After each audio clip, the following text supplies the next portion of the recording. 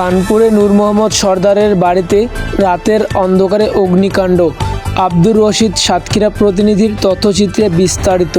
সাতক্ষীরা সদর উপজেলার খানপুর এলাকায় নূর মোহাম্মদ সর্দারের বাড়িতে বৃহস্পতিবার গভীর রাতে অগ্নিকাণ্ডের ঘটনা ঘটে।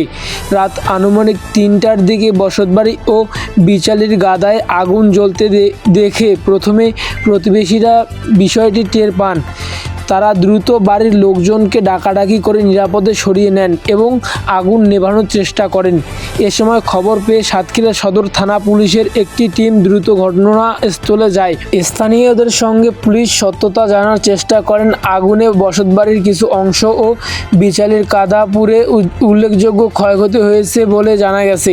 অগ্নিকাণ্ডের সুনির্দিষ্ট কারণ এখনও জানা যায়নি, তবে অসাবধানতার কারণে আগুনের সূত্রপাত হতে পারে বলে ধারণা করেছেন স্থানীয়রা। তবে কাউকে দায়ী করেননি। বিজলি কাটা হয়ে গেছে, গোল ধরাই দিতেল। এবার সবাই এসে মানুষজন এসে আমাদের পানি টানি দেয়। আমরা প্রশাসনের কাছে সুষ্ঠু বিচার চাই।